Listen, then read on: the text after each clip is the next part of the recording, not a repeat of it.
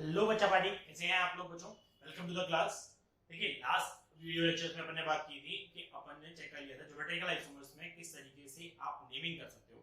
Conditions देखी थी, stereogenic areas देखे थे कि ज्योमेट्रिकल आइसोमर्स कहां-कहां पर अपन चेक कर सकते हैं। जिसमें कि मैंने आपको बताया था कि सबसे पहले डबल बॉन्ड के एक रेस्ट्रिक्टेड बॉन्ड रोटेशन सिस्टम होता है जहां पर अपन ज्योमेट्रिकल आइसोमर्स को देख सकते हैं। दूसरा बताया था मैंने आपको साइक्लोएल्केन के लिए कि एल्केन की जो रिंग होती है वो भी आपका रेस्ट्रिक्टेड बॉन्ड रोटेशन सिस्टम की तरह काम कर सकती है। ठीक है। तीसरा बताया था मैंने आपको साइक्लोएल्कीन के केस के लिए, ये आपको ध्यान रखना था। साइक्लोएल्कीन के केस के लिए मैं 6 मेंबर्ड 7 मेंबर्ड तक सिस और ट्रांस नहीं होता है क्योंकि वो पाई बॉन्ड घूम नहीं पाता है एंगल स्टेट की वजह से। 8 मेंबर के बाद 8 से 11 तक में 8 9 10 11 4 वो करते हैं सिस और ट्रांस दोनों एग्जिस्ट करते हैं, लेकिन सिस फॉर्म ज्यादा स्टेबल होता है। वो आज अपन प्रॉपर्टीज में चेक करने वाले हैं, वो सिस फॉर्म ज्यादा स्टेबल होता है। लेकिन C12 के बाद स्टिल उसके बाद आपका C12 मतलब ट्रांसफॉर्म ज्यादा स्टेबल हो जाती है देन आपका सिस, तो वो फिर से उसी फॉर्म में आ जाती है। तीन तो ये हो गया। चौथा बताया था मैंने आपको ऑर्थो सब्स्टिट्यूट बाइफेनाइल और ट्राइफेनाइल। ठीक है, तो ये आपके स्टीरियोजेनिक एरियाज थे। उसमें जबकि एक पांचवा और होता है देखिए क्यूमिलीन्स। क्यूमिलीन्स के बारे में अभी अपन चेक करने वाले हैं।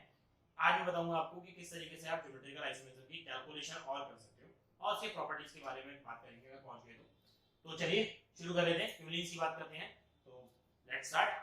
देखिए, क्यूमिलीन्स की बात करें तो क्यूमिलीन्स क्या होते हैं। सबसे पहले तो अपन इसी की बात करते हैं। देखो, ये पहला एक नया नाम होता है बच्चों के लिए कि क्यूमिलीन्स होते क्या हैं। तो क्यूमिलीन्स होते हैं आपके that is consecutive pi bonds are present. Consecutive pi bonds are present.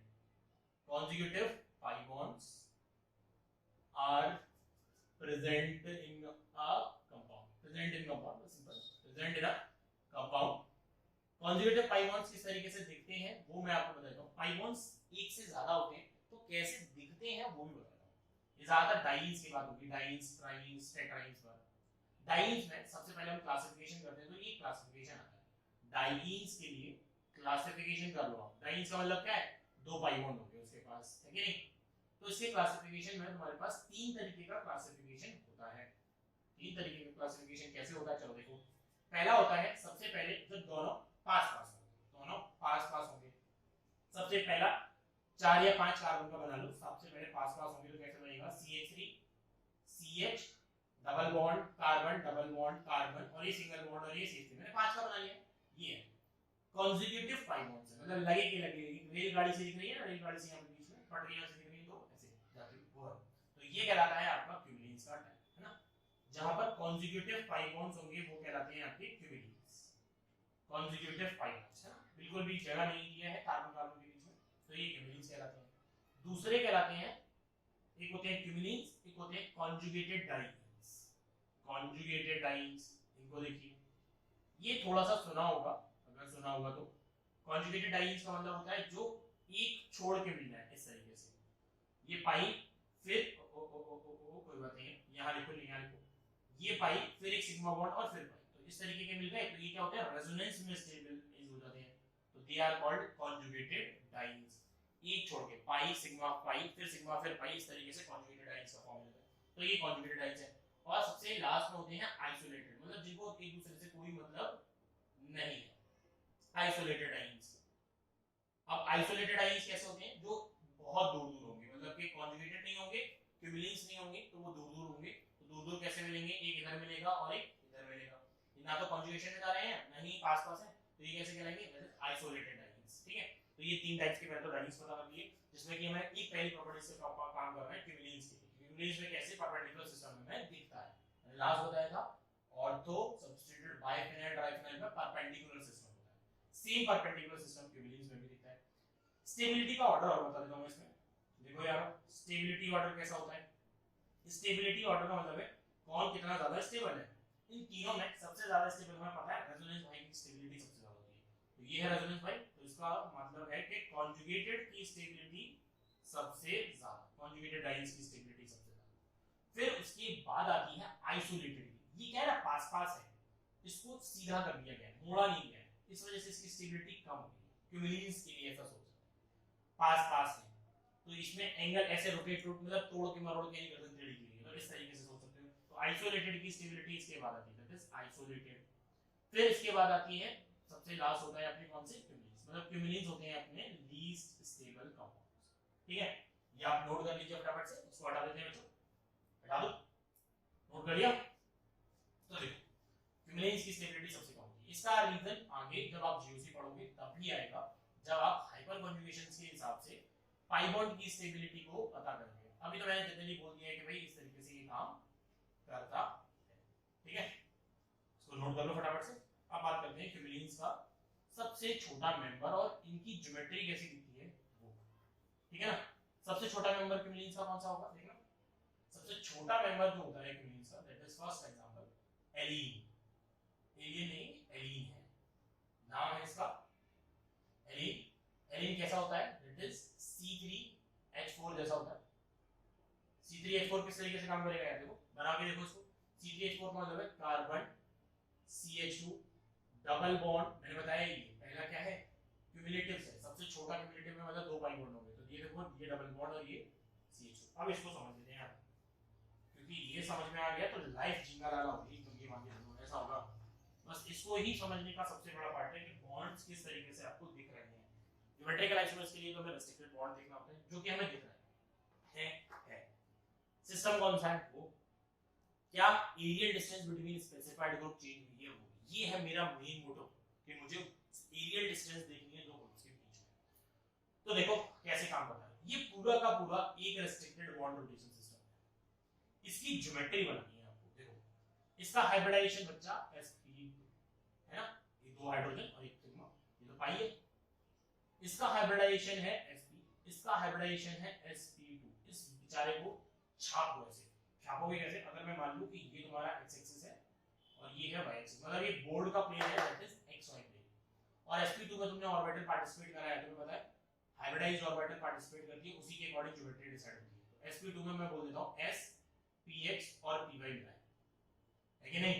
तो जो पाई बॉन्ड बनेगा वो किससे बनेगा, p और z से बनेगा। देखना यहां पे कैसे बना रहा हूं मैं, ये कार्बन यहाँ पर, ये दोनों हाइड्रोजन बताओ sp2 है, spx और py से बनाएंगे, बोर्ड के प्लेन होंगे। पहले ये क्लियर कर लो, अपने पास ज्योमेट्री के लिए और भी ऑप्शंस है, पर ये देख लो किस तरीके से करना है।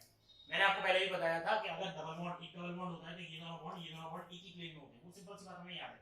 ये दोनों बॉन्ड एक ही प्लेन में होते हैं, ये दोनों बॉन्ड तो एक प्लेन में हो गए। अभी पहले ये डिफाइन हो जाना चाहिए कि ये दोनों बॉन्ड एक प्लेन में हो गए। अब इसकी बात कौन सी है, पाई बॉन्ड बनाने की बात आई है। इसका तो सीधा ही लाइन की है ना, तो लाइन सीधी कर दो, कोई दिक्कत नहीं है। इसका हाइब्रिडाइजेशन क्या है, sp। इस हाइब्रिडाइजेशन के लिए आप ऑर्बिटल्स मानो s और px।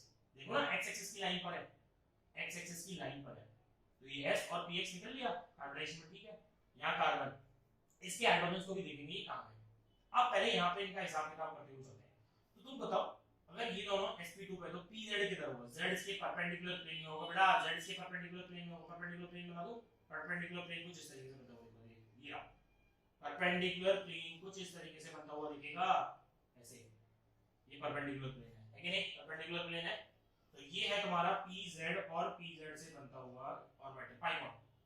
समझ जाओ इसका एक इस्तेमाल कर लिया इसने, कौन सा, pz से कौन सा बनाया, पाई बॉन्ड, ये बना दिया। इसका अब बचा कौन सा है, py बचा हुआ है, और इसका कौन सा बचा होगा, फिर py यूज करेंगे ना, किसके लिए, पाई बॉन्ड के लिए। बनाओ y एक्सिस की तरह ऊपर की तरफ, y एक्सिस ऊपर की तरफ, ये बड़ा सा बना दो ऐसे करके। फिर y एक्सिस की तरह इसकी भी ऊपर की तरफ, y एक्सिस इधर ऊपर की तरफ, ये बना दो बॉन्ड। देखो ज्योमेट्री देखो, बढ़िया सी ज्योमेट्री देखो। पहले किस बॉन्ड से किस ऑर्बिटल से कैसे बॉन्ड बने हैं, ये बना है pz से, ये बना है py और py से। सोचो इस पे, ये इसके परपेंडिकुलर है, परपेंडिकुलर ऐसे, ये ऐसे सीधा, ये इसके परपेंडिकुलर, ये ऐसे सीधा, ये ऐसे है तो उसकी बॉन्ड्स दो ऐसे हैं, ये बॉन्ड ऐसे है, याद रखो ये बॉन्ड ऊपर की तरफ है, ठीक है। अब आप बताओ इसका हाइब्रिडाइजेशन क्या है, इसका हाइब्रिडाइजेशन क्या है, sp2 है। sp2 के लिए कौन सी ऑर्बिटल पाई बॉन्ड बनाने के लिए y, तो कौन सी बचेंगी, s बचेगी, px बचेगी और pz बचेगी। बताइए xz प्लेन आपको कहां दिख रहा है, क्या आपको xz प्लेन दिखा, x y और z ही होगा, तो xz प्लेन का होगा इधर की तरफ। तो जो बॉन्ड बनेगा हाइड्रोजन का वो पीछे की तरफ जाता हुआ दिखेगा। सोचो एक हाइड्रोजन पीछे की तरफ और एक हाइड्रोजन कहां होगा, आगे की तरफ। यही तो इसका कमाल है, ये होगा बिलो द प्लेन। देख लो यार, बिलो द प्लेन वैसे लिख दे रहा हूं तो कोई दिक्कत नहीं है, ये होगा तुम्हारा अबव द प्लेन। फटाफट से सोचो, अबव द प्लेन यही है काम की चीज, समझ लो उसको फटाफट से, above the plane below the plane. इसके लिए फटाफट से आप एक और चीज को देख सकते हैं, मैं आपको ज्योमेट्री सिखा देता हूं। देखो ज्योमेट्री मेरे पास है, देखो ये है अपने पास मॉडल, ये है तुम्हारा सबसे छोटा एलीन। देख लो इसको, ये एलीन, दैट इज कॉल्ड एलीन। यही हमने बनाया है। ये दोनों बोर्ड के प्लेन में है, यहाँ पर ये कार्बन, इन दोनों के बीच में जो बॉन्ड बना है वो ये वाला, ये रहा। फिर दूसरे कार्बन और तीसरे कार्बन के बीच में बॉन्ड बना है वो ये वाला, और एक बॉन्ड है आगे की तरफ, एक बॉन्ड है पीछे की तरफ। यही तो उसका गेम है, गेम तो यही है बेटा। एक बॉन्ड, एक पाई बॉन्ड होता, एक पाई बॉन्ड होता तो क्या होता, इसको तोड़ देता, ऐसे करके निकाल लेता। अरे कहां टिकट, अरे टिकट बहुत मजबूत हो गया भाई, ऐसे ओ सारे बॉन्ड उड़ गए।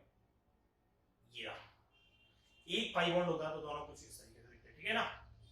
अगर दो पाई बॉन्ड हो गए हैं तो क्या हुआ है, ये दोनों परपेंडिकुलर सिस्टम की तरह काम कर रहे हैं। अब सोचो, तुम खुद सोचो इस पे, अगर मैं इसमें तीसरा पाई बॉन्ड बना दूंगा तो तीसरा पाई बॉन्ड कैसे बनता हुआ दिखेगा, एक ऐसे, दूसरा ऐसे, मतलब सॉरी एक ऐसे, दूसरा ऐसे, तीसरा फिर से ऐसे बनता हुआ दिखेगा, सेम ऐसा, है कि नहीं, सेम पैरेलल में आ जाएगा। तो अब आपके दिमाग में ज्योमेट्री बन जाएगी। देखो इसको समझ लेना ढंग से, ये मॉलिक्यूल इस मॉलिक्यूल के रिजेंबल से काम करता है, ठीक है। अब आगे आते हैं इसकी बात करते हैं।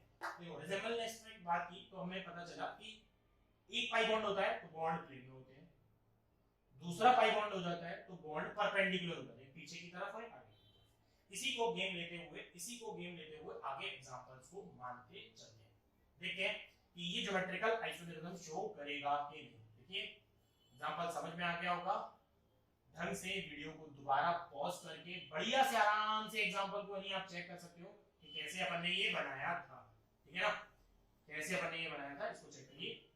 उसके बाद बात करते हैं अपन एग्जांपल की कि ज्योमेट्रिकल आइसोमेरिज्म कैसे शो कर रहा है। देखिए एग्जांपल नंबर 2, मान लीजिए ऐसे दे रखा है कार्बन डबल बॉन्ड, यहां पर आपको दे रखा है Br, यहां पर दे रखा है आपको H, ठीक है, ये इस तरीके से दे रखा है। तो यहां पर अपने को किस तरीके से बनाएंगे, अपन पीछे की तरफ लगाएंगे हम मान लीजिए H और आगे की तरफ लगाएंगे आप Br। अब आप सबसे पहले देखिए क्या इसमें एरियल डिस्टेंस, ये पूरा का पूरा स्टीरियोजेनिक एरिया है, सिंगल स्टीरियोजेनिक एरिया। यहाँ पर n की वैल्यू 1, मतलब स्टीरियोजेनिक एरिया कितना है, 1 है। 2 मत लिख देना भैया, 2 मत लिख देना, स्टीरियोजेनिक एरिया ये पूरा का पूरा ही काम करेगा, एक ही है।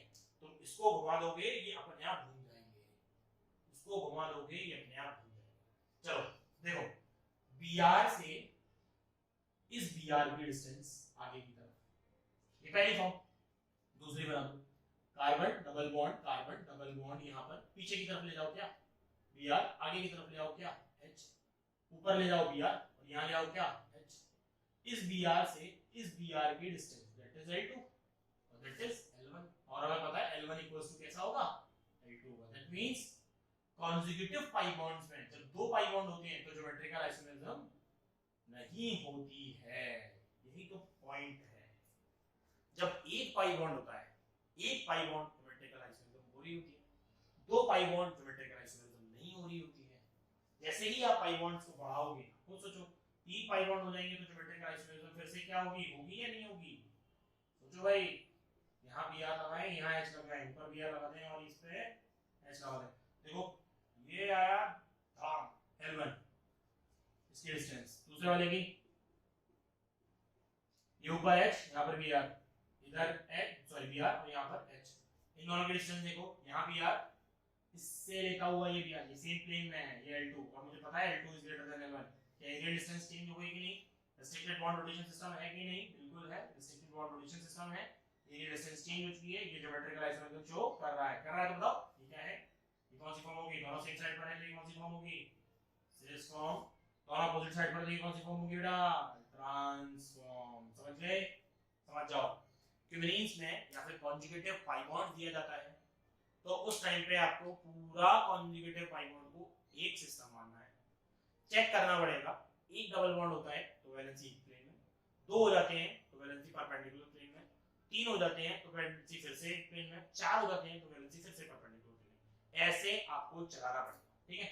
यही तरीका है इसमें, ज्योमेट्रिकल आइसोमेरिज्म हो रही है नहीं हो रही है, सिस्टम्स कैसे ढूंढना है, यही स्टीरियोजेनिक एरियाज ऑप्टिकल आइसोमेरिज्म में भी काम करते हैं। इसीलिए मैंने इसको यहाँ पर बताना जरूरी है क्योंकि ये कैसे काम कर रहे हैं ये हमें पता चलना चाहिए, ठीक है। इसको नोट कर लीजिए, इसको हटा देते हैं फटाफट से। चलो अब देख लेते हैं कौन सा कंपाउंड आपका ज्योमेट्रिकल आइसोमेरिज्म शो कर रहा है। क्वेश्चन कर लेते हैं यार, मैंने सारे स्टीरियोजेनिक एरियाज तुम्हें बता दिए, सारी चीजें बता दी कि कौन सा कंपाउंड कर रहा है नहीं कर रहा है, पीछे से चेक करना है और बस छांटना है ये ज्योमेट्रिकल आइसोमेरिज्म शो कर रहा है कि नहीं कर रहा है, बस इतना ही बताना है। पहला एग्जांपल जैसे लेते हैं, फर्स्ट एग्जांपल है साइक्लिक कंपाउंड मैं दे रहा हूं इस तरीके से, नॉर्मल बना के दे रहा हूं, ये Cl है ये Cl है, आपको बताना है क्या ये ज्योमेट्रिकल आइसोमेरिज्म शो कर सकता है या नहीं, बस इतना करेगा या नहीं करेगा। चेक करिए फटाफट से बच्चों, मैं इसमें एग्जांपल्स आपके नोट कर दे रहा हूं। ये है आपका रिबॉन्ड, यहाँ है हाइड्रोजन, हाइड्रोजन। तीसरा एग्जांपल इस तरीके का है। तीसरे एग्जांपल को यहाँ से हटा के थोड़ा स्पेस का बायोंडेशन है तो स्पेस ऊपर कर देते हैं। ये यहाँ लिख दे रहा हूँ यार, ठीक है। ये same example hydrogen, hydrogen carry geometrical isomerism show करेगा। सारे एग्जांपल्स को कॉपी के पीछे पीछे जो अभी स्टीरियोनिक एरियाज लिखवाए ना, वहां से ढूंढ ढूंढ के बता सकते हो। तीसरा, ज्योमेट्रिकल आइसोमेरिज्म शो करेगा कि नहीं करेगा। चौथा, कंपाउंड्स सोचने दो तब तुम लिखो ज्योमेट्रिकल आइसोमेरिज्म शो करेगा कि नहीं करेगा, किस तरीके से करेंगे। ये हो गया। नेक्स्ट लाइक दिस, ये बना लो यहाँ पर, ठीक है, ठीक है। फिफ्थ, अच्छा में बन गया, मजा आएगा। डबल बॉन्ड यहाँ लगाओ, यहाँ लगाओ Cl, यहाँ लगाओ Cl, ज्योमेट्रिकल आइसोमेरिज्म शो करेगा कि नहीं। 6 लिखो फटाफट से, जल्दी जल्दी नोट करो यार, जल्दी जल्दी क्वेश्चंस को करो, नोट करो, पॉज कर दो वीडियो को और फिर उसके बाद इसको ट्राई कर लो कि किस तरीके से ये होने वाले हैं, ठीक है। तो आप चेक करो किस तरीके से ये होंगे कंपाउंड्स, फटाफट से इनको आप कर दो। यहाँ पे लगा है Cl, यहाँ पे लगा है Cl। ये ज्योमेट्रिकल आइसोमेरिज्म शो करेगा और किसके अबाउट शो करेगा, आपको रेस्ट्रिक्टेड बॉन्ड रोटेशन सिस्टम भी फाइंड करना है, ठीक है। तो अपन सब क्वेश्चंस है, इसके बाद कैलकुलेशन पे फॉर्मूलेशन हुआ। चेक कर लिए होंगे स्टूडेंट्स, जल्दी बताओ चेक कर लिए हैं आपने, करें। चलिए देखिए टेक्निक 1 टेक्निक 2 डिस्कस कर लेते हैं यार। चलो देखो, हमें पता है जब साइक्लिक कंपाउंड होता है तो ये है रेस्ट्रिक्टेड बॉन्ड रोटेशन सिस्टम, तो ये ज्योमेट्रिकल आइसोमेरिज्म बच्चा शो करेगा। साइक्लिक कंपाउंड में ये दोनों ऊपर हो सकते हैं, ऊपर हो सकते हैं, या एक ऊपर होगा एक नीचे होगा, इसी तरीके से काम करते हैं। या तो एक ऊपर होगा या फिर एक ऊपर होगा एक नीचे होगा, सिस और ट्रांस बना सकते हैं। ये ज्योमेट्रिकल आइसोमेरिज्म शो कर रहा है, बिल्कुल भाई। हमारे पास रेस्ट्रिक्टेड बॉन्ड रोटेशन सिस्टम तो है, RBRS है। क्या ये ज्योमेट्रिकल आइसोमेरिज्म शो करेगा? नहीं करेगा, नहीं करेगा। देखो बहुत सारे बच्चों ने ये लिखा होगा कि ज्योमेट्रिक डबल बॉन्ड है तो ज्योमेट्रिकल आइसोमेरिज्म शो करेगा। सारी चीजें देखना जरूरी है। डबल बॉन्ड किसमें? 6 मेंबर की चेन में है, इसकी सिस फॉर्म एग्जिस्ट करेगी। क्या ट्रांस एग्जिस्ट करती है इसकी? नहीं, इसकी ट्रांस फॉर्म एग्जिस्ट नहीं करती, ये आपको दिमाग में रखना है। इसकी ट्रांस फॉर्म एग्जिस्ट नहीं करती है तो इसका मतलब ये है ज्योमेट्रिकल आइसोमेरिज्म ये शो नहीं कर रहा है। ये हमें क्लियर हो गया। बहुत सिंपल सी बात है, ढंग से समझना और ये देखना है कि कैसे हम लगा रहे हैं, ठीक है। थर्ड वाले को चेक करो, क्या इसके अबाउट ज्योमेट्रिकल आइसोमेरिज्म हो रही है? नहीं, इसके अबाउट ज्योमेट्रिकल आइसोमेरिज्म नहीं हो रही है। तो क्या 6 मेंबर में ज्योमेट्रिकली नहीं हो सकती है? यही तो दिमाग लगाना है। ये पाई बॉन्ड है, वो भी साइक्लोएल्कीन का केस, लेकिन इसके अबाउट ज्योमेट्रिकल आइसोमेरिज्म आपकी हो रही है। देखो ये केस कुछ ऐसा है, ये पाई बॉन्ड नहीं है यहाँ पे, यानी कि यहाँ पे Cl ऊपर, यहाँ Cl ऊपर पॉसिबल है, एक Cl ऊपर एक Cl नीचे पॉसिबल है, यानी कि यहाँ सिस और ट्रांस बन सकती है, यानी कि यहाँ ज्योमेट्रिकल आइसोमेरिज्म हो सकती है। देख लो यार, मैंने एक ही कंपाउंड में दो केस लगा दिए, साइक्लोएल्कीन का केस भी यही है, साइक्लोएल्कीन का केस भी यही है। ये साइक्लोएल्कीन का केस है, इसी कंपाउंड पे साइक्लोएल्कीन भी दिख रहा है मुझे, इस कंपाउंड में इसके केस में ये हो जाएगा, बिल्कुल हो जाएगा। तो यहाँ ज्योमेट्रिकल आइसोमेरिज्म ये शो कर रहा है। सोच सकते हो दोनों को ऊपर, एक को ऊपर एक को नीचे की तरफ, इस तरीके से, तो ये शो करेगा। ये नहीं करेगा, क्यों? इसका सिस एग्जिस्ट करेगा, ट्रांस एग्जिस्ट नहीं करेगा। अभी आपको क्लियर हो जाएगा आगे के एग्जांपल्स। देखो यहाँ पे, देखो यहाँ पर हाइड्रोजन है, यहाँ पर हाइड्रोजन है, ये कितने मेंबर की चेन है? 8, और 8 मेंबर की चेन में तो भाई जरूर पता है सिस भी एग्जिस्ट करती है, ट्रांस भी एग्जिस्ट करती है, बस सिस ज्यादा से क्या मतलब है उससे, लेकिन ज्योमेट्रिकल आइसोमेरिज्म ये शो कर रहा है। और आगे भी तो ये मजे की बात है कि नहीं, ज्योमेट्रिकल आइसोमेरिज्म ये शो कर रहा है। इसको देखो ज्योमेट्रिकल आइसोमेरिज्म के लिए, अब देखो तुम कहो सर इसके अबाउट तो चलो ठीक है 6 मेंबर की ज्योमेट्रिकल आइसोमेरिज्म हटा दिया हमने, लेकिन आप इसके अबाउट तो बोल दो कि ये साइक्लोएल्कीन है। अब आपका पता है क्या गलती हुई है? एक और गलती, ये Cl जो जुड़ा हुआ है ना, ये क्या ऐसा है? ये ऊपर और नीचे हो रहा है, ये ऊपर और नीचे, क्या ये ऊपर नीचे हो पाएगा? ओ ये तो ऊपर नीचे नहीं पाएगा, कैसे? ये sp3 नहीं है, ये sp2 है यार, ये sp2 से जुड़ा हुआ है, ये ऊपर नीचे हो सकता है। एक के ऊपर नीचे से क्या फर्क पड़ जाएगा? वो ऊपर होगा तो Cl सामने, ऐसे सोचो, ये ऊपर होगा Cl और ये Cl इधर ही रहेगा, ये Cl पीछे की तरफ होगा, ये Cl फिर भी इधर ही रहेगा, ये ऊपर नीचे हो ही नहीं है, ये वाला। तो फिर ज्योमेट्रिकल आइसोमेरिज्म इसमें नहीं हो रही है, चाहे किसी के अबाउट भी देखो नहीं हो रही है, ठीक है। आओ इसमें ये भी कर दिया होगा, ये कॉम्बिनेशन है सेकंड थर्ड फर्स्ट सबका कॉम्बिनेशन है, सोचो, फोर्थ वाला कॉम्बिनेशन है, ये 8 मेंबर की चेन है, यहाँ पर आपका H है, यहाँ H है, तो डबल बॉन्ड के बाद ज्योमेट्रिकल आइसोमरिज्म 8 मेंबर की चेन में हो जाती है। तो पहले ये बात क्लियर हो गई। ये साइक्लोएल्कीन की चेन है, और साइक्लोएल्कीन पर भी ज्योमेट्रिकल आइसोमरिज्म हो जाती है। एल्कीन पर, सुनो मेरी बात समझना मुझे, एल्कीन साइक्लो एल्कीन पर तो 3 मेंबर से भी हो जाती है, ये एल्कीन पर रेस्ट्रिक्शन है, एल्कीन पर 8 तक रेस्ट्रिक्शन है, ठीक है। तो मुझे यहाँ थोड़ी घुमाना है एल्कीन, यहाँ तो एल्कीन ही है ना, ये तो सिंपल चेन एल्कीन वाली है ना, तो ये एल्कीन वाला केस हो गया, तो ये एल्कीन वाला केस हो गया, ये एल्कीन वाला केस हो गया। ये क्लियर हो गया होगा? नोट कर लीजिए फटाफट से इसको बेटा, इसको हटा देते हैं, नोट कर लो, हटा दें। फिर इसके बाद लिखिए calculation for geometrical isomerism. Next देखो यार, नेक्स्ट है कैलकुलेशन फॉर ज्योमेट्रिकल आइसोमरिज्म। किस तरीके से कैलकुलेशन करनी है ज्योमेट्रिकल आइसोमर्स की। फॉर्मूला होता है, वैसे तो फॉर्मूला ही यूज करना चाहिए, अभी तो फॉर्मूला ही यूज करना चाहिए, क्योंकि ज्योमेट्रिकल प्लस ऑप्टिकल मिला के टोटल स्टीरियो आइसोमरिज्म होता है, और अगली बार हम टोटल स्टीरियो आइसोमरिज्म काउंट करेंगे तब ज्योमेट्रिकल काउंट होता है, और अकेला ज्योमेट्रिकल पूछा होगा तो कैसे लेके आओगे वो देखो। जैसे कि पहला केस होता है, केस क्या है मतलब तरीका ये, पहला केस मान के चलते हैं, if compound is unsymmetrical, if compound is not symmetrical, अगर कंपाउंड एक जैसा नहीं, मतलब सिमेट्रिक एक जैसा, सॉरी गलती हो गई, if compound is not symmetrical का मतलब है कि कंपाउंड सिमेट्रिकल नहीं है, मतलब अगर उसको बीच में से काटोगे तो वो दो पार्ट में नहीं कटेगा, जैसे केक काटोगे ना तो वो दो पार्ट में नहीं कटेगा, है ना। फिर कहोगे तुम सर हम तो केक यानी ऊपर से अलग काटेंगे नीचे से अलग काटेंगे, क्रीम अलग ब्रेड अलग, तो वो नहीं है, कंपाउंड को बीच में से काटोगे तो वो सिमेट्रिकल फॉर्म में निकल के जाएगा, यहाँ पे सिमेट्रिकल दोनों तरफ से हो सकता है, कोई इशू नहीं। तो फॉर्मूला क्या है, तो कंपाउंड सिमेट्रिकल नॉट अनसिमेट्रिकल है या नॉट सिमेट्रिकल है, तो टोटल ज्योमेट्रिकल आइसोमर्स होते हैं बेटा 2 की पावर n। सिंपल सी बात है, जितना n क्या होगा, नंबर ऑफ स्टीरियोजेनिक एरिया, है कि नहीं। अगर तुम्हारे पास 2 एरिया है शो करने वाले तो 4, 3 एरिया है शो करने वाले तो 8, ऐसे बनेंगे यार 8, एक ही एरिया है तो 2 तुमने देखा सिस और ट्रांस, 2 एरिया है तो 4 हो जाएंगे, सिस ट्रांस उसका भी, फिर 3 एरिया है तो 8 हो जाएंगे, कॉम्बिनेशंस बनेंगे फिर उसके, ठीक है। तो ये हो गया तुम्हारा अनसिमेट्रिकल इंटरवल और लल्लू सा फॉर्मूला है, ये हमेशा यूज होता है हर जगह पे ज्यादातर। सेकंड केस के लिए है इफ कंपाउंड इज सिमेट्रिकल, ये खतरनाक है भाई, इफ कंपाउंड इज सिमेट्रिकल, अगर कंपाउंड सिमेट्रिकल हो गया तो क्या करेंगे अपन, यहां पर दिक्कत आती है कि कंपाउंड बच्चों सिमेट्रिकल हो गया है तो फॉर्मूला क्या लगाना चाहिए, ठीक है। देखो इसमें इसकी दिक्कत भी आती है, स्टीरियोजेनिक एरिया से में तो हमें पता होना चाहिए अगर n की वैल्यू इवन है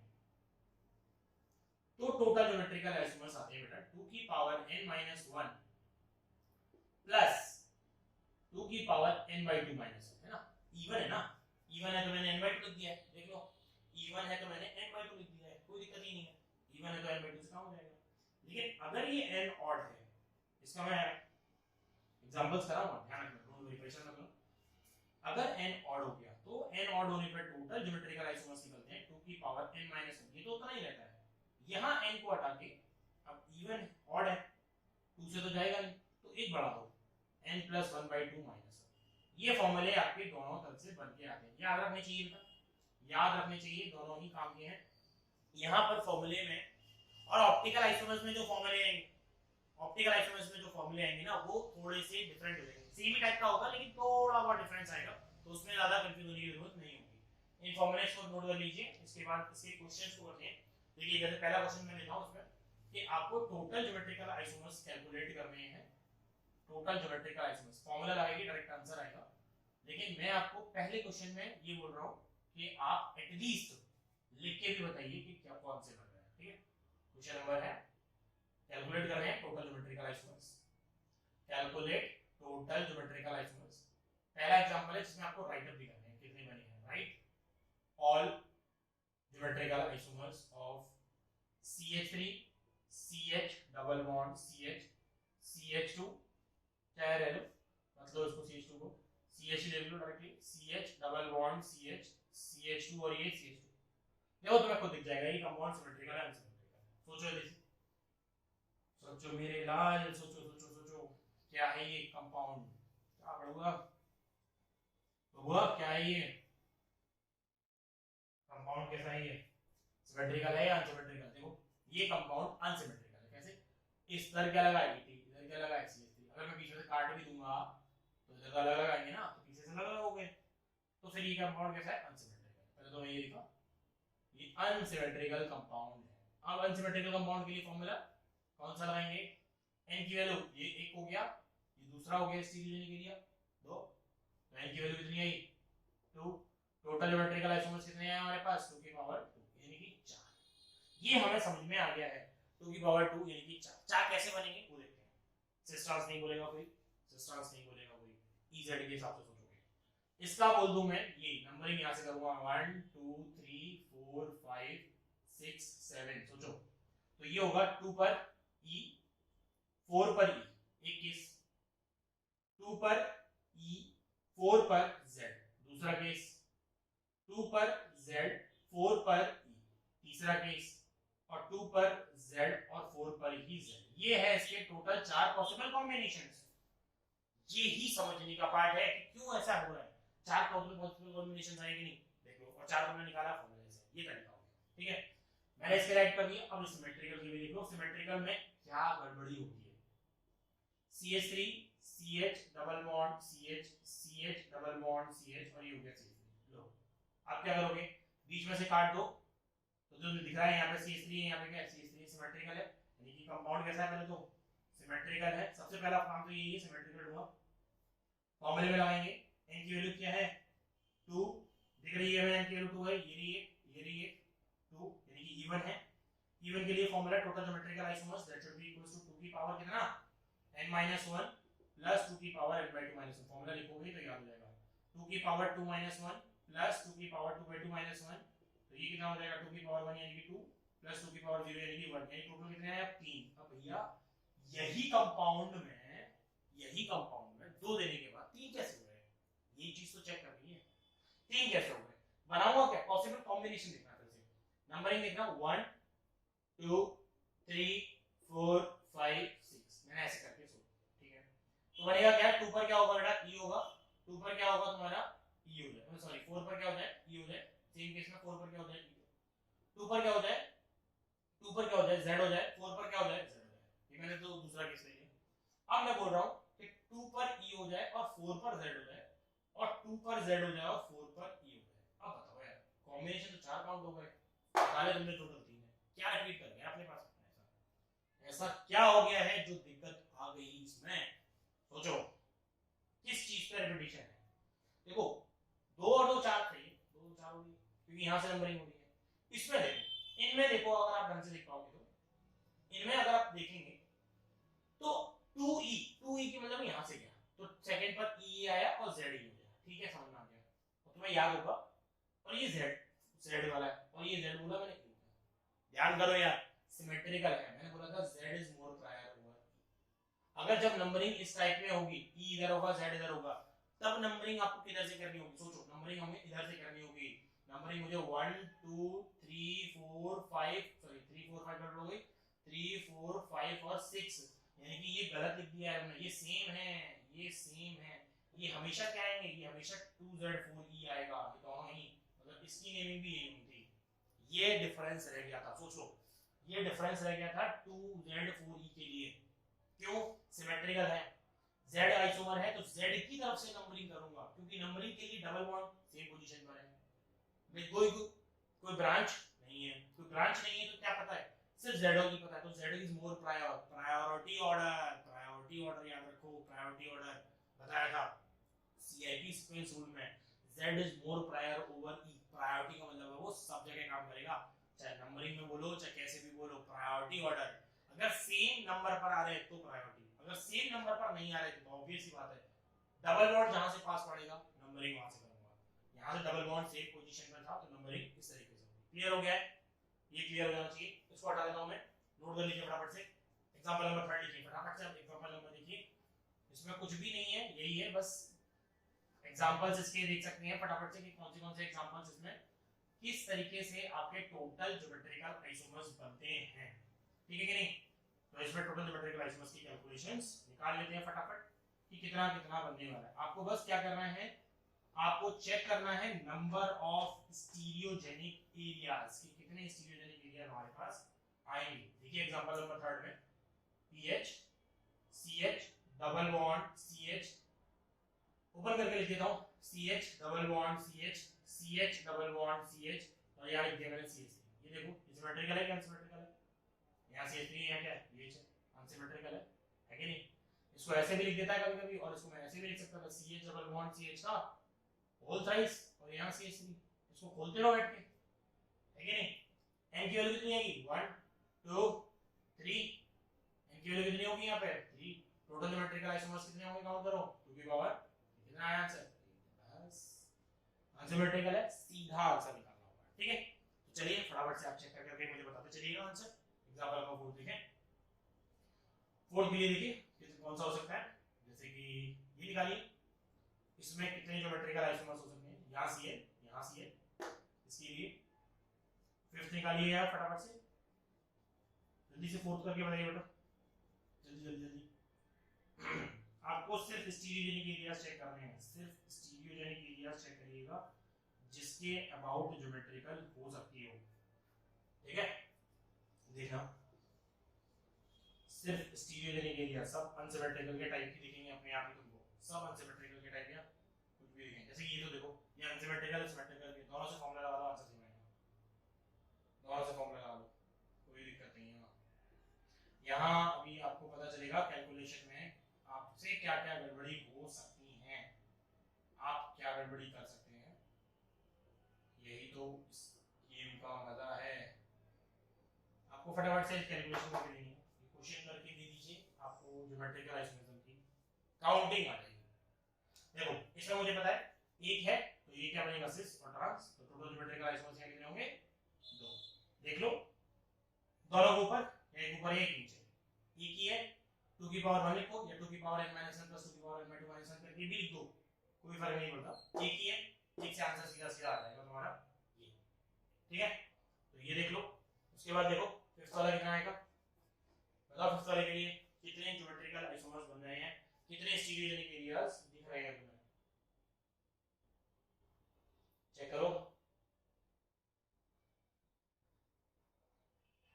हो गया ज्योमेट्रिकल आइसोमर्स के लिए। चलो देखो इसके लिए देखो ये 8 मेंबर की चेन है, ये एक स्टीरियोजेनिक एरिया पहला, यहां पर देखो 2 बॉन्ड है और ये दोनों अलग अलग डिस्टेंस पे दिख रहे हैं, तो ये दूसरा अलग अलग डिस्टेंस का, मतलब यहां तो भी नहीं, यहां पे भी होता तो भी चलता। देखो ये तुम्हारे दिमाग में ये बैठ गया होगा, यहां पर भी होता तब भी चलता है, ये पूरा का पूरा एक स्टीरियोजेनिक एरिया है, तो ये यहां पर भी होगा तब भी चलेगा। तो 2 हो गए, तो n की वैल्यू कितनी आ रही है 2, सिमेट्रिकल है क्या नहीं, तो 2 की पावर 2 कितना है आंसर। इस तरीके से कैलकुलेट करना है। 6 वाले के लिए कैलकुलेट करें तो मैं दो एग्जांपल्स और लिख देता हूं, बढ़िया बढ़िया एग्जांपल्स जल्दी से निकालो यार। 6 वाले में ध्यान रखना है ज्योमेट्री रेस्ट्रिक्टेड बॉन्ड नहीं लिखने हैं, आपको ये भी देखना है कि ज्योमेट्रिकल हो रही है या नहीं, ये भी कंडीशन पूरी चेक करनी होती है, ठीक है? उस कंडीशन को चेक करते हुए फटाफट से आप सोच लीजिए कितना बनने वाला है। CH3 CH double bond CH double bond carbon double bond, यहाँ पे ये CH3, बोलो कितना आएगा, कितना है इसके लिए? कंपाउंड सिमेट्रिकल नहीं है, दिख रहा है मुझे दूर से क्योंकि मैं कहीं से भी काटूं सिमेट्रिकल, तो ये एक तो स्टीरियोजेनिक एरिया है। साइक्लिक रिंग में ये वाला भी है, तुमसे ये गलती हो गई होगी, तो देख लो साइक्लिक रिंग में साइक्लो एल्केन वाला भी होता है, तो एल्केन वाला ये केस है, ठीक है? ये डबल बॉन्ड भी है तीनों में, ये डबल बॉन्ड नहीं है, ये ज्योमेट्रिकल आइसोमेरिज्म शो नहीं कर रहा है, क्यों? क्योंकि दोनों टर्मिनल से जो दोनों ग्रुप लगे हुए हैं वो कैसे हैं, सेम है। मैंने बताया था दोनों ग्रुप कैसे होने चाहिए, डिफरेंट होने चाहिए, तभी हो सकती है। तो ये गड़बड़ी हो गई तुमसे यहाँ पे, तो ये ज्योमेट्रिकल आइसोमेरिज्म शो नहीं कर रहा। तो टोटल आइसोमर्स कितने आएंगे 2 की पावर 3, तो ये कितना होगा टोटल आंसर 8। समझ जाओ इसको, ज्योमेट्रिकल आइसोमेरिज्म की कंडीशन को फुलफिल नहीं कर रहा, ये गया काम से। आओ 7th वाले पे, और फिर 8th वाला करना है, जब हाईली सिमेट्रिकल कंपाउंड हो जाता है, हाईली सिमेट्रिकल हो जाता है। देखो पहले 7th करके बताओ 7th में कितना आ रहा है, फटाफट से निकाल के बताओ 7th वाले में कितना आ रहा है, जल्दी जल्दी जल्दी जल्दी सोचो 7th वाले में टोटल ज्योमेट्रिकल आइसोमर्स कितने आ सकते हैं।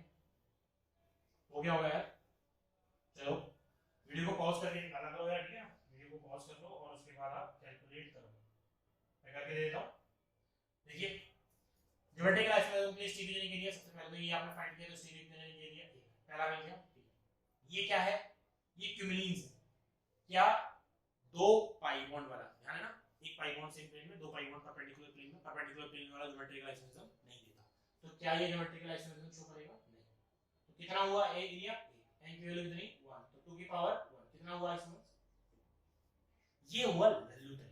देखो ये बहुत इजी है, इसमें क्या किया है आपने, इसमें सीधा फॉर्मूला लगा के भाग फोड़ दिया। लेकिन ऐसे क्वेश्चन जनरली आते हैं, क्वेश्चन आते हैं आपसे ड्राइंग स्किल पर पूछने के लिए कि आपने बना के चेक कर पाओगे कि नहीं, वो बहुत जरूरी है।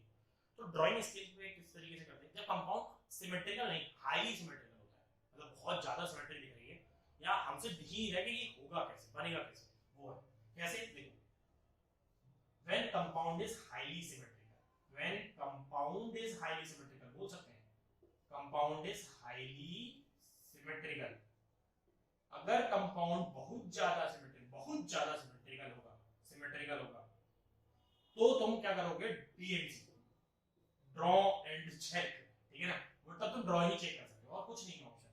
जैसे कि एग्जांपल नंबर 8, देखो इस वाले में ना मतलब मजा आ जाएगा, इस वाले में यहाँ पे फ्लोरीन, ये क्लोरीन और ये है तुम्हारे पास ब्रोमीन।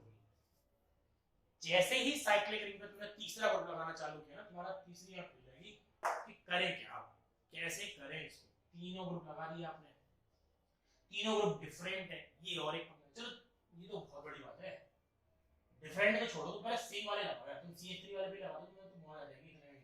डिफरेंट तो दूसरा कर लेंगे ना, 9 वाला भी क्वेश्चन होगा ना, तो मजा आ जाएगा। ये पहले तीनों ग्रुप सेम, पहले हमें पता था एक ग्रुप नहीं था तो दो ग्रुप पे क्या किया, दोनों ऊपर नीचे कर दो, ठीक है। अब तीनों में तो तुम क्या मानोगे, इसको भी स्टील लेने के लिए मानोगे, तो कहोगे कि तीन तीन है सर स्टील लेने के लिए, है ना, तो 2 की पावर 8, पर बनेंगे नहीं इतने। कंपाउंड कैसा है, सिमेट्रिकल है, कैसे, यहाँ से काटो दोनों सेम दिख रहे हैं, यहाँ से काटो यहाँ से, सिमेट्रिकल दिख रहा है ना, हर तरफ से जा रहा है, सेम ही जा रहा है, सिमेट्रिकल है। तो सिमेट्रिकल के लिए ड्रॉ एंड चेक करना पड़ता है। अब एक बार वीडियो को पॉज कर लो, बहुत जरूरी है, और ड्रॉ करके देखो। मैं आपको रूल्स बताता हूँ ड्रॉ करने के। रूल्स ये है, आपको सारे एटम्स को या तो ऊपर रखना है या तो एक प्लेन में, ज्योमेट्री को फिक्स करना है आपको, हर एक की ज्योमेट्री को फिक्स करना है और बार बार पे हर एक की ज्योमेट्री को अलग अलग करके ट्राई करना है, फिर देखना है कि डिस्टेंस चेंज हो रही है कि नहीं, ठीक है। एक बार वीडियो को पॉज कर लो, ट्राई करके देखो, अगेन फिर मैं आपको बताता हूँ। पॉज कर लो जल्दी से, क्योंकि मैं करने वाला हूँ इसको, बहुत जल्दी तलब हो रही है क्वेश्चन को करने की, जल्दी से पॉज करके देखो ये कैसे होगा, समझना इसको, ये कैसे मैं बना के देता हूँ। इसके लिए आप सबसे पहले तीनों ग्रुप को, तीनों CH3 को ऊपर ले लो। आपको पता है कि तीनों CH3 को ऊपर लेने से कुछ होगा नहीं, तीनों CH3 इस तरीके से आपके पास ऐसे हो जाएंगे, देख लीजिए, मतलब एक बोर्ड, मतलब एक रिंग के प्लेन में और ये तीनों किस तरफ आ गए हैं, ऊपर की तरफ आ गए हैं। इन तीनों का फेस ऊपर की तरफ है, यानी कि तीनों से डिस्टेंस क्या है, सेम है, तीनों से डिस्टेंस ऐसे ऐसे, ये तीनों, ये इधर ऊपर की तरफ, ये इधर ऊपर की तरफ, तीनों से क्या डिस्टेंस है, सेम ही डिस्टेंस। तो ये पहला हो गया ज्योमेट्रिकल आइसोमर्स में, ये पहला हो गया। दूसरा कंपाउंड बना के चेक करूंगा, दो को फिक्स करूंगा, एक को बना दूंगा, मतलब कि दो को फिक्स करूंगा, एक को नीचे कर दूंगा। कैसे, देखो मैंने क्या किया, एक को ऊपर रखा, एक ऊपर को रखा CH3 को, यहाँ पे क्या कर दिया मैंने, CH3 को पीछे की तरफ खिसका दिया, इसको भी मैंने ऊपर की तरफ CH3 को लगा दिया, ठीक है। ये दूसरा बन गया इसका। खुद सोचो, इस ऊपर वाले से इस CH3 की डिस्टेंस चेंज हो चुकी है, सोच लो, इससे इसकी डिस्टेंस चेंज हो चुकी है, इससे इसकी डिस्टेंस चेंज हो चुकी है, यहाँ से यहाँ पर कुछ चेंजेस हुए हैं, तो दे आर ज्योमेट्रिकल आइसोमर्स। ये पहला ज्योमेट्रिकल है, मतलब ये दोनों ज्योमेट्रिकल आइसोमर्स। किसी के दिमाग में कंफ्यूजन क्रिएट नहीं होनी चाहिए कि सर ये स्ट्रक्चर ड्रॉ हो गए, नहीं, स्ट्रक्चर तो एक ही है, इसी के अलग अलग पॉसिबल ओरिएंटेशन ड्रॉ हो रहे हैं, अलग अलग पॉसिबल ओरिएंटेशन ड्रॉ हो रहे हैं, ये समझना बहुत जरूरी है ढंग से, ठीक है। तीसरा तुम्हारे दिमाग में क्या आएगा, सर दो को लेके चलते हैं, तो देखिए अगर अपन दो को लेके चलेंगे, जैसे ही आपने दो को पीछे किया, अब आपको खुद फील आ जाएगा, जैसे ही आपने एक पीछे किया CH3, एक पीछे और किया CH3 और एक और को ऊपर किया CH3 को, अब आपको फील आ रहा है ये और ये सेम है, ये दोनों ही सेम है। यहाँ दो ऊपर थे, एक नीचे था, यहाँ दो पीछे हैं, एक ऊपर, मतलब मैं इसको उल्टा देख रहा हूँ पीछे की तरफ से, अगर मैं इसको पीछे की तरफ से देखूं तो ये ऐसा दिखेगा, मतलब ये दोनों में डिस्टेंस का कोई फर्क नहीं है, ये रिपीटिशन, ये पहला बना, ये दूसरा बना, ये रिपीट हो गया है, ये रिपीट ऑफ फर्स्ट, ये पहले का रिपीट हो गया है, यही तो इसमें समझना है, ये पहले का रिपीट हो गया, ठीक है। अब मैं क्या करूं, तीनों को पीछे ले जाता हूं, सर आप तीनों को पीछे ले जाइए, तीनों को पीछे ले जाइए, CH3 मुझे पता है, मैंने जब एल्केन लगाता हूं तो CH3 होता है, तीनों को जब आप पीछे ले जाओगे तो आपको दिखेगा भैया तीनों को पीछे ले गए, तो तीनों को पीछे, तीनों को ऊपर ले जाओ, सेम है, तीनों को ऊपर लाओ, तीनों को पीछे ले जाओ, तो ये भी किसका है, ये रिपीटिशन ऑफ सेकंड था, ये रिपीटिशन ऑफ फर्स्ट हो गया, ये है आपका तरीका ड्रॉ एंड चेक का। हर एक को एक एक करके ऊपर लाइए, हर एक को नीचे एक करके नीचे गिराइए। ये आपको क्लियर हो जाना चाहिए। नोट कर लीजिए, मैं इसको हटा देता हूं तब। चलो नेक्स्ट क्वेश्चन के बारे में बात करते हैं यार। 9th वाला क्वेश्चन देखो, अभी मैंने ये क्वेश्चन फिर से लिख के दिया था और अगेन मैंने ये वाला क्वेश्चन पूछ दिया। इसके तुम सारे बना सकते हो। कैसे बनेंगे? जो भी मैंने 4 बनाए थे ना वो ही तरीके से बनेंगे और इसमें सब डिफरेंट बनेंगे। सब डिफरेंट क्यों? अलग अलग है। फ्लोरीन अलग है, क्लोरीन अलग है, ब्रोमीन अलग है। तो इसको ड्रॉ करके आप चेक करो फटाफट से कि किस तरीके से आपके बन सकते हैं। आपको पता ही है टोटल आइसोमर्स मैंने आपको पहले ही आंसर बता दिया है।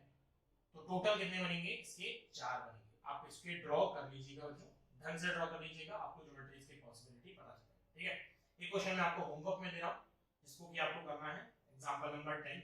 बढ़िया क्वेश्चन है, आप बस उसकी ज्योमेट्री को ठीक तरीके से सॉल्व करिएगा। यहाँ Cl है, यहाँ Cl है, यहाँ Cl है, यहाँ Cl है, ये यहाँ भी Cl है और यहाँ भी Cl है। ये है आपका होमवर्क। ये क्या मतलब है? पढ़ाते कुछ और हो, होमवर्क ऐसा अंदाजा मजेदार ही है होमवर्क में। इस क्वेश्चन को और करिएगा कि इसके टोटल ज्योमेट्रिकल आइसोमर्स किस तरीके से बनेंगे। ध्यान रखिए पॉसिबिलिटी वही है, सारे ऊपर एक एक करके नीचे लाना है। उस हिसाब से ये अपन बना सकते हैं। ये ज्योमेट्रिकल आइसोमर्स की कैलकुलेशन कंप्लीट हो गई। ज्योमेट्रिकल आइसोमर्स कैलकुलेट ज्यादा किए नहीं जाते क्योंकि ये ऑप्टिकल के टाइम पर स्टीरियो में खुद से काउंट हो जाते हैं। वो मैं आपको फिर वहां पे दिखा दूंगा। बस यहीं पे ही ऑप्टिकल में क्या होगा ना, ऑप्टिकल में अभी तो पता चलेगा ज्योमेट्रिकल में कुछ बढ़ा है, फिर ऑप्टिकल में कुछ एक और बढ़ जाएंगे, वो आइसोमर्स बढ़ते जाते हैं। देखते हैं कैसे आएंगे। इसको हटा देता हूं। अब बात करते हैं प्रॉपर्टीज। जो लास्ट टॉपिक है ज्योमेट्रिकल का वो है प्रॉपर्टीज ऑफ ज्योमेट्रिकल आइसोमर्स। तो नेक्स्ट देखिए, छोटा सा टॉपिक है प्रॉपर्टीज ऑफ ज्योमेट्रिकल आइसोमर्स। 3 छोटी छोटी सी प्रॉपर्टीज होती हैं कि भाई स्टेबिलिटी क्या होती है, मेल्टिंग पॉइंट और बॉइलिंग पॉइंट किसका ज्यादा होता है। तो नेक्स्ट है properties of geometrical isomers. Properties of geometrical isomers heading डालो। सबसे पहले बात कर लेते हैं स्टेबिलिटी। तीनों ही बहुत इजी है और बहुत इंपॉर्टेंट है, मतलब बहुत नहीं, नॉर्मल इंपॉर्टेंट है। स्टेबिलिटी की बात कर लेते हैं सबसे पहले कि कंपाउंड में स्टेबिलिटी सबसे ज्यादा होती है। तो जनरली हमें पता है, जनरली लिख रहा हूं मैं, सब कुछ जनरली होता है यहां पे। जनरली ट्रांसफॉर्म क्या होती है? Trans is more stable than cis, ये हमें पता है। जनरली ट्रांसफॉर्म ज्यादा स्टेबल होती है सिस फॉर्म से, सही है। ट्रांसफॉर्म ज्यादा स्टेबल क्यों होती है? क्योंकि जब दो ग्रुप लगे होते हैं ना, जो दो ग्रुप लगे होते हैं इन दोनों के बीच में, देखो ये सिस है, ये सिस है, यहाँ डबल बॉन्ड है और ये ट्रांस है तो यहाँ डबल बॉन्ड है। इस CH3 और CH3 की वजह से ही स्टीयरिक क्राउडिंग की वजह से, due to repulsion between these bulky, due to repulsion between these bulky groups, इनके बीच में रिपल्शन होगा तो स्टेबिलिटी इसकी ज्यादा होगी। देखो ये अलग अलग होगा थोड़ा सा, इसीलिए स्टेबिलिटी। सारी प्रॉपर्टीज में इसी पे ही चिपका सकता हूं, कोई इशू नहीं। स्टेबिलिटी का पार्ट ये हो गया, सिंपल देखिए। जनरली ट्रांसफॉर्म, जनरली क्यों बोला है तुम्हें पता है। सिस वाला स्टेबल तुमने देखा था कहां पर? जहां पर तुमने साइक्लोएल्कीन देखा था। साइक्लोएल्कीन में 8 मेंबर से 11 मेंबर तक सिस ज्यादा स्टेबल होता है, तो वो एक एक्सेप्शन का केस बोल लो, तरीका बोल लो कि वहां पर उसका यही तरीका होता है। ठीक है, दूसरा होता है इसमें बॉइलिंग पॉइंट। बॉइलिंग पॉइंट किसका ज्यादा होता है भाई? अब ये हमने पढ़ा है कहां पे? केमिकल बॉन्डिंग में। सोचा था बॉइलिंग पॉइंट की प्रॉपर्टी डिपेंड करती है सबसे ज्यादा किस पर? पोलैरिटी पर। पोलैरिटी जिसकी ज्यादा उसमें बॉइलिंग पॉइंट ज्यादा। पोलैरिटी ज्यादा, अच्छी बात है। तो पोलैरिटी किसमें ज्यादा होगी? जिसका डाइपोल मोमेंट ज्यादा होगा। डाइपोल मोमेंट ज्यादा होगा तो हमें देखना पड़ेगा। उसके बाद किसमें निकाल सकते हैं? या फिर मॉलिक्यूलर वेट ज्यादा हो तो अच्छी बात है। इन दोनों में देखो, इन्हीं दोनों में, यहीं पे देखो फटाफट से, इन दोनों में देखो। ये सिस है, ये ट्रांस है, तो बताओ जनरली किसका ज्यादा होगा? इसका डाइपोल मोमेंट कैसा होगा? देखो ये इधर से खींच रहा होगा इधर की तरफ, ये इधर से दे रहा होगा इधर की तरफ, इतना बड़ा डाइपोल मोमेंट निपट गया भैया जी लो, है कि नहीं? याद देखो इन दोनों में नीचे की तरफ, इन दोनों में नीचे की तरफ, नेट डाइपोल नीचे की तरफ आएगा, यानी कि net dipole non zero. Non zero तो इसका मतलब क्या होगा कि जनरली सिस वाले में डाइपोल मोमेंट हमें दिखेगा, बट ऐसा बेटा जनरली है। हो सकता है यहाँ कोई दूसरा ग्रुप लगा दो, यहाँ Cl लगा दो, ये खींच रहा है, नीचे खींचने में लग जाए तो ट्रांस वाले का ज्यादा हो जाएगा उस केस में। तो जनरली लिख रहा हूं इसको फिर से, जनरली सिस वाले का बॉइलिंग पॉइंट ज्यादा होता है ट्रांस। जनरली बॉइलिंग पॉइंट सिस का ज्यादा होता है ट्रांस वाले। ध्यान रखना, इसको चेक कर लेना, बिना इसको चेक किए आंसर मत दे देना किसी को, ठीक है? तो ये इसका पार्ट हो गया, बॉइलिंग पॉइंट का पार्ट हो गया। नेक्स्ट होता है मेल्टिंग पॉइंट। तीसरा केस है इसमें मेल्टिंग पॉइंट, यही चीज बनानी होती है मेल्टिंग पॉइंट के लिए, ऐसा कुछ भी नहीं है। तीन लल्लू लल्लू सी प्रॉपर्टियां हैं, स्टेबिलिटी किसकी ज्यादा है, अगर मेल्टिंग पॉइंट देखना है तो किसका ज्यादा है, तो ये अपन चेक कर सकते हैं। देखो इसमें किस तरीके से आता है, चेक कर लेते हैं। मेल्टिंग पॉइंट की बात करें थर्ड, तो मेल्टिंग पॉइंट सबसे ज्यादा दिक्कत बच्चों मेल्टिंग पॉइंट में आती है। मेल्टिंग पॉइंट सर कैसे डिसाइड करते हैं, तो देखो मेल्टिंग पॉइंट डिसाइड किया जाता है पैकिंग फ्रैक्शन के थ्रू, कि किसी की पैकिंग एफिशिएंसी कितनी है। पैकिंग एफिशिएंसी जितना अच्छा पैकिंग एफिशिएंसी होगा, क्लोज पैकिंग होगी, उसका मेल्टिंग पॉइंट उतना अच्छा होगा।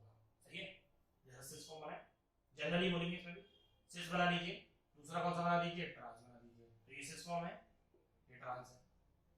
दो की पैकिंग करनी है तो क्या करना पड़ेगा, इन दोनों के बीच में इस तरीके से दूसरा मॉलिक्यूल इसके ऊपर रखना पड़ेगा, ऐसे पैकिंग करेगा, इसके ऊपर भी रखना पड़ेगा ऐसे।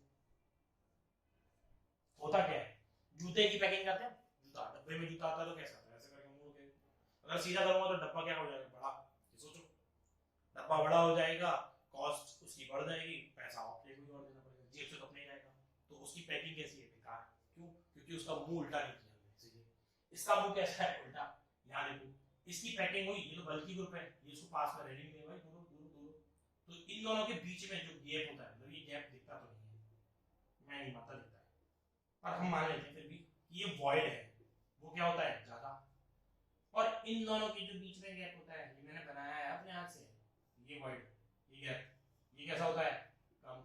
गैप कम तो दोनों क्या होंगे, पास पास आएंगे, पैकिंग कैसी होगी, अच्छी। एफिशिएंसी अच्छी होगी तो मेल्टिंग पॉइंट किसका ज्यादा, ट्रांस। तो लिख सकते हैं फिर से हम जनरली ट्रांस का, जनरली इसमें ट्रांस का ही मेल्टिंग पॉइंट ज्यादा होता है, किससे, सिस फॉर्म से। ठीक है, तो देखिए आज के ज्ञान से हमें ये पता चलता है कि ज्योमेट्रिकल आइसोमर्स को आप कैसे कैलकुलेट कर सकते थे। एक तो यही पॉइंट था, स्टील देने के लिए मैंने एक मीनिंग्स के बारे में बताया, फिर प्रॉपर्टीज के बारे में चेक किया। क्वेश्चंस को ढंग से कर लीजिएगा, क्योंकि इस पर कोई भी आपको डीपीपी नहीं देने वाला हूं, जरूरत भी नहीं है इसमें। बट नेक्स्ट जब ऑप्टिकल आइसोमरिज्म स्टार्ट करेंगे तो ये सब घोट के बैठेगा कि ज्योमेट्रिकल आइसोमर्स दिखते किस किस जगह पे हैं, डबल बॉन्ड पर, सिग्मल बॉन्ड पर कैसे, मतलब कि साइक्लोएल्कीन पर, साइक्लोएल्कीन पर कैसे दिखता है, वो टाइप। ये चीजें आपके दिमाग में होनी चाहिए, तब आपको ऑप्टिकल आइसोमर्स और अच्छे से क्लियर वे में प्रेजेंट होगा। समझ में आया? तो आज के लिए इतना ही है, ये नेक्स्ट क्लास में फिर ऑप्टिकल आइसोमरिज्म को स्टार्ट करेंगे। So I hope you like the video students, thank you.